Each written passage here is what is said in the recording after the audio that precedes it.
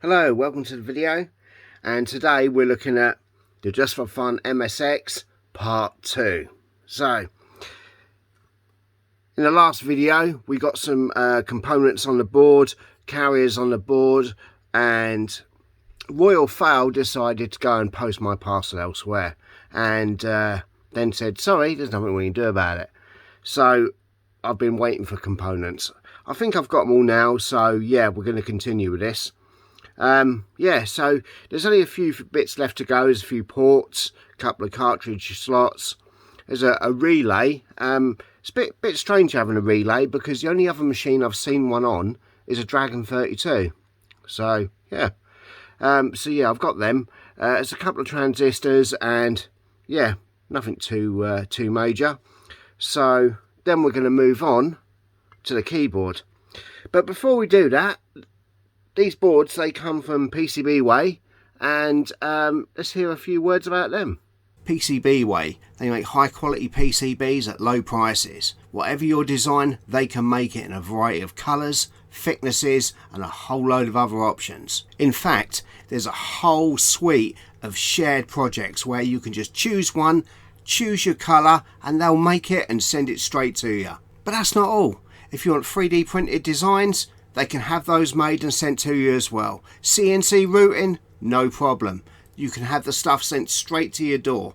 And on top of that, they've got a full maker store. If you want to make anything, then check out PCBWay.com. Okay, so, like I said, we're going to continue this build. And also the keyboard. Now the keyboard takes mechanical switches. So I've got some of those, and they're pretty good. It's really going to be quite simple. These last components here won't take very long to finish off. The keys themselves, let's have a look. This is how the keys come to me. I got a tube of them. There's 110 in here.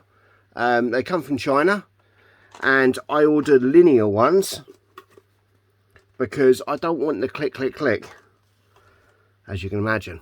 So let's make sure, I don't know if this is focusing all right. Yeah, so here we go. As you can hear,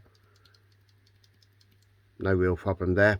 So what you've got on the board is you've got these two little posts either side of the main post, and that's to sort of line it up.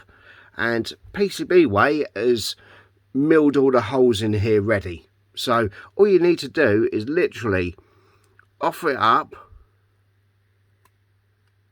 It goes through. It's quite a snug fit, as you can see here. And that's it. Then you just solder these two pins.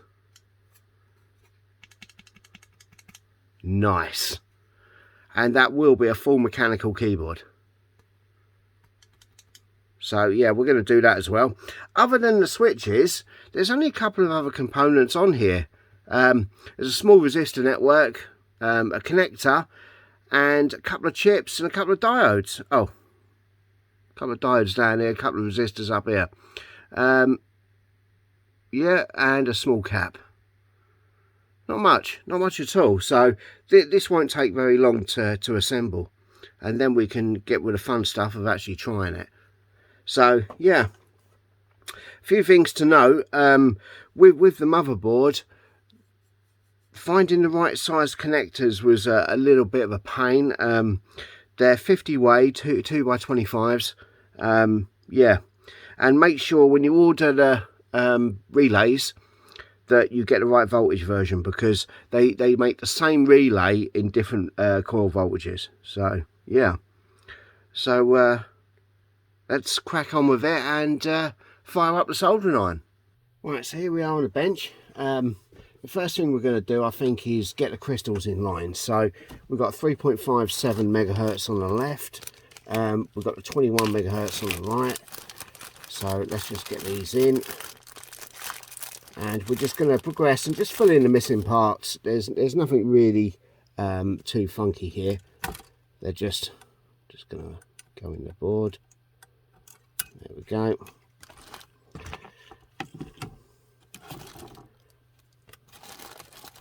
The 21 megahertz was a little bit difficult for me to get hold of in the UK, so hopefully this is alright, because it's the only one I've got.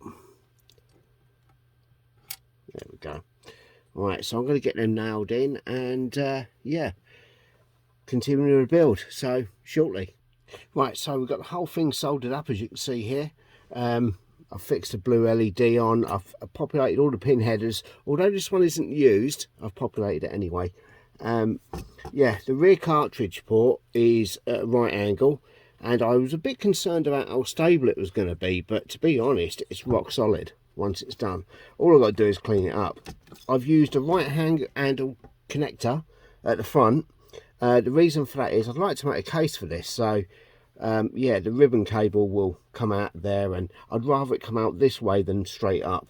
That might be a non-issue by the time I come to make a case for it anyway. But yeah, it's all complete. I've just got to clean it up, pop the chips in, and that's ready to test. So yeah, next thing up is the keyboard. So let's get that up and have a look. Alright, so there's only a handful of passives on this board, as you can see here. I've soldered these directly to the board, and that's so we can get the height. I'd like to make a case for this, so I've also soldered on right angled connectors so that it comes out that way rather than up. So there's 3 diodes there, 2 resistors, a resistor pack, a cap, electrolytic cap, ceramic cap, and 2 chips. That's it. So the rest of it is going to be switches. So what we're going to do is take our box of switches, and we should be able to just start populating the board, and it really shouldn't be too difficult. If we can populate different corners, it should be self-sustaining, or it should take its own weight when you flip the board over. The difficulty here is I'm doing it on camera, and there we go. So yeah, we just got to populate them, make sure they're flush to the board. So I'm going to put the corners in first. I know that might sound a bit a strange thing to do, but you can feel that some of these have got some interference to them, and that's a good thing. So let's just make sure that we get a few of these in, and it's just to support the board while we add others. And what we want to do is add these switches in so that we know that they're A, square, and B, flush to the board. Now they shouldn't go out of square if you've bought the ones with the little spigot things on the back, the little posts either side of the main post, because that should keep them relatively square.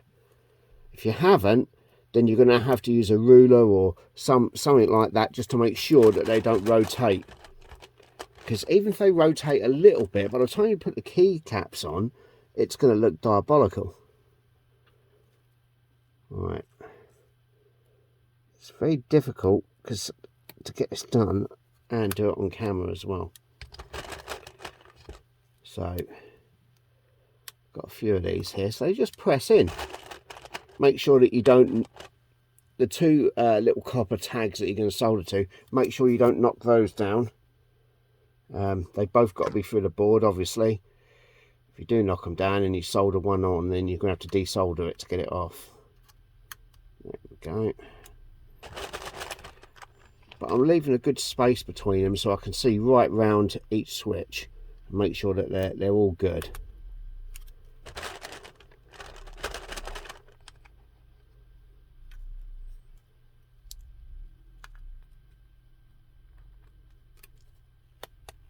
There we go. Some of them are quite tight to fit, and that is a really good thing. And then when we solder, we can just push them all down and make sure it's all flush. Good, good. Right, I'm going to get these done and inspected. So, yeah, back shortly. Right, so it's only taken a few seconds. I've got these soldered on. As you can see, they only solder on one side and it's relying on the 3 pins to hold it in position.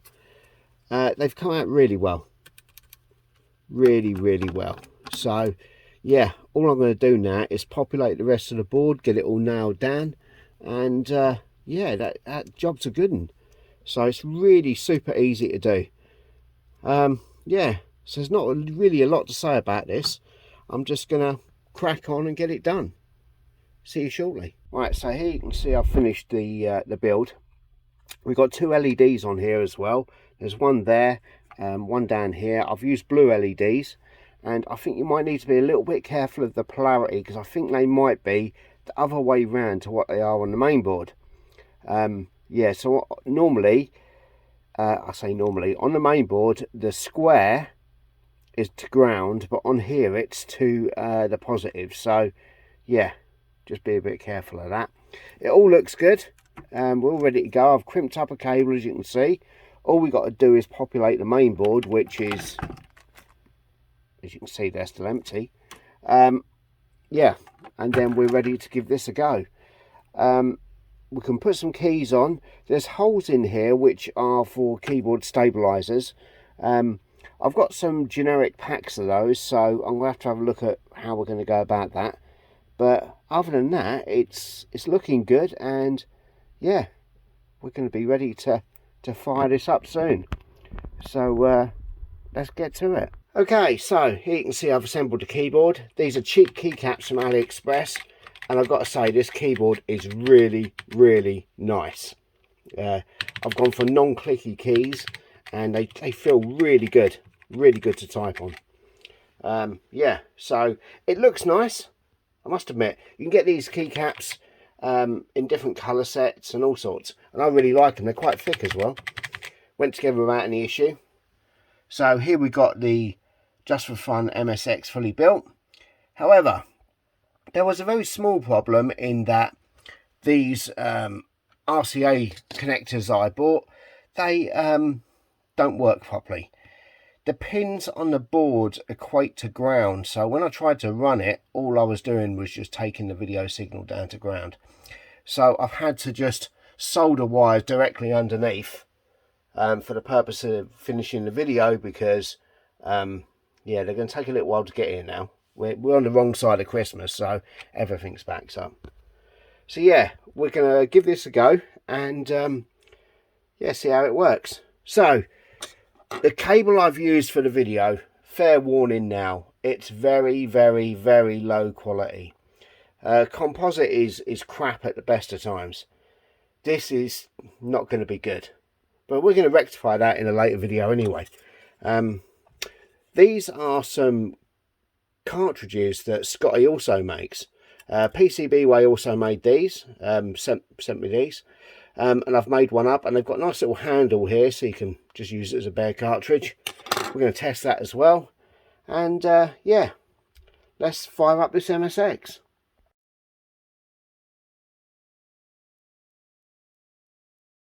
Right, so the first thing we're going to do is flip the power on. I'm using an elongated jumper to do that job, so I can just close the power connector, as you can see here, bam, and there we go. So it's starting up. You're going to see some banding on the screen and some colour blurriness. I'm not sure if that is down to the crappy cables I'm using, or the fact that I'm running through a RetroTink 2X Pro. I don't generally use I don't use composite at all. I really just don't like it, and this is the reason for it. It's just not a very good video signal. Yeah, so what we're going to do then is try out some stuff. So we've got the standard MSX Basic up here. As you can see, the keyboard, nice, as you'd expect. Looks and works as it should. Let's see if you can move the cursor around with the cursor keys. So the keyboard's all good, feels fabulous. Let's power that off. Let's try the Skoti cartridge.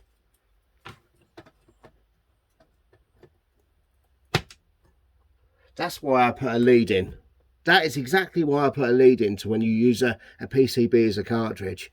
You want a little chamfer either side, just so that it doesn't destroy the pins, because you need some force to get it in there sometimes.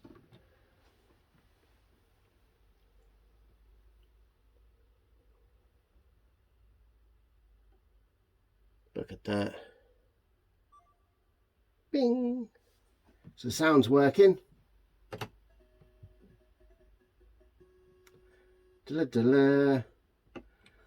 Right. Now this is a 16K ROM, so it fits on that cartridge no problem.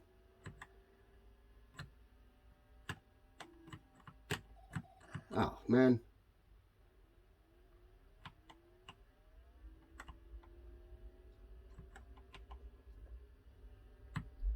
No, you don't. No, no, no. No. Oh, man. Yeah. So that works no issue at all. Let's turn that off. Just pull the cartridge. Now there's some options on this cartridge. If you use a 32K ROM, which is the biggest you can use in one of these, well, you can use a 512, but that's for something else. If you use a 32K ROM, you're going to have to use one of these pin headers at the side. Now, to save a chip, Skoti says on his GitHub page that you need to modify the ROM slightly, and he provides a little tool to do that, and that works really well, must admit. So yeah, this is another MSX cartridge I got called a Unimapper, and this is 3 GAL chips and a 512K flash chip. This can actually be reprogrammed in situ in the MSX with a little switch on it, and it can take a 512K cartridge ROM. So let's try that one out.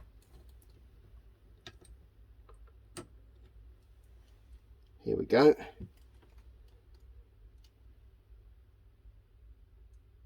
Game case.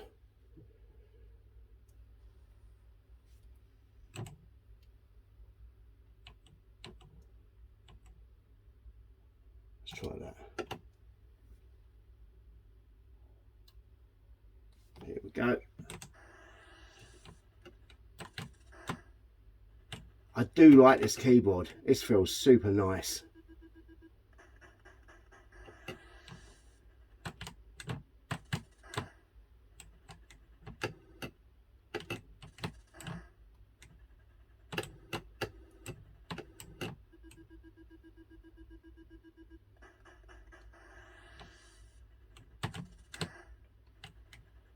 I think on retro computers, Activision made the best games. Across the computers, I mean. Look at that. Nice. And we can just hit the reset button on the side.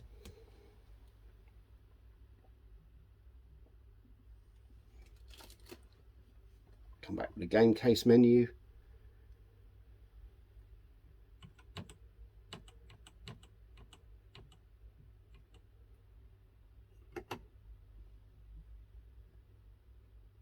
Look at that. Look at that.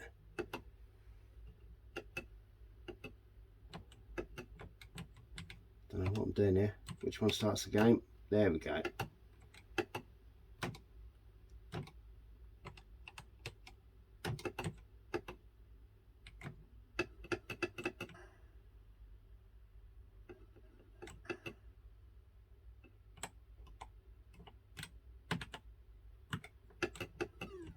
Oh man. Oh man. Yeah, some rubbish gameplay there. And what I'm going to do is I'm going to power this all down for a minute, and then I'm going to hook up the floppy disk and with a GoTech, and just make sure that all works okay. I don't expect any problems, but let's give it a go. Right, so we've got the Skoti's MSX DC600 plugged in the back, like I showed on a previous video. So yeah, we're all got the GoTech online, an old USB drive in it. So let's just turn this on.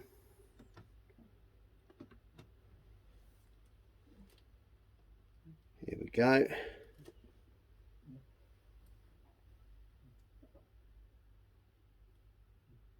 So now you can see we've got disk basic. It's booting up. And look at that. Straight in. Wow.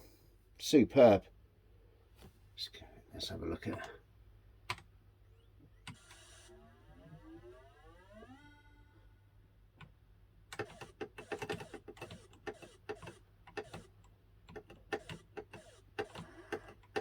Nice.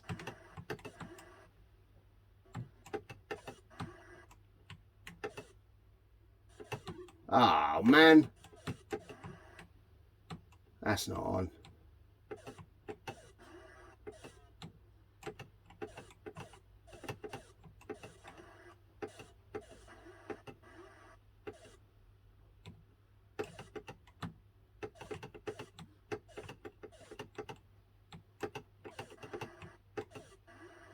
Nice.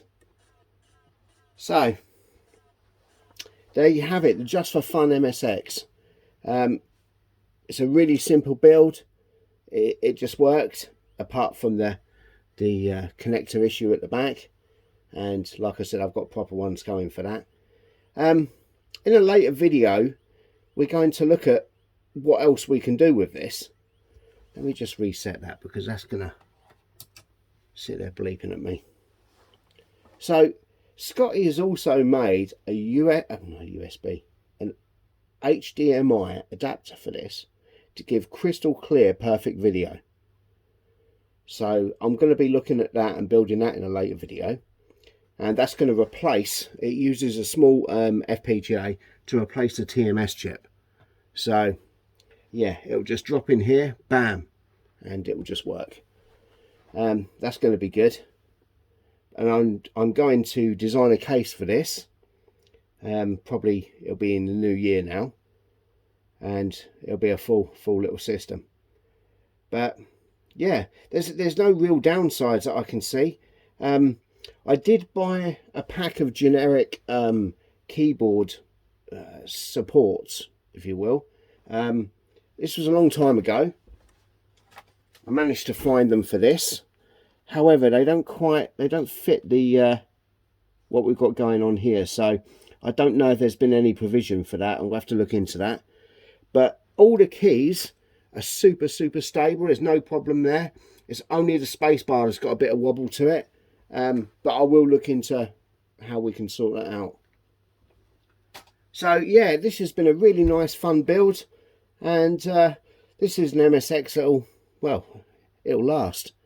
Some of the chips you can get, I got from China, and the Z80, the Yamaha chip, the peripheral interface, they're like 50 pence each.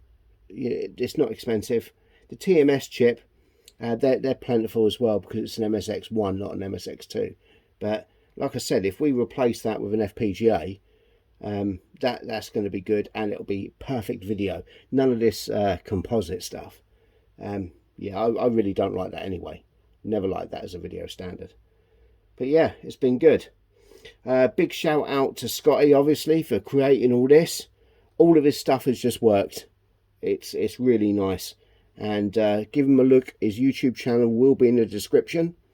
And yeah, another big thanks go to PCB Way, who provided the boards for this, and without that I wouldn't have even built it. So thanks to them. And again, links are in the description. If you want anything from PCB Way, there's an affiliate link in there where you can save some. So yeah, make a little bit of saving, use my link. That'll go towards PCBs for me in the future. Yeah, excellent. So check out the description for other YouTube repairers and a little group I'm in. And yeah, thanks for watching, and I'll see you next time.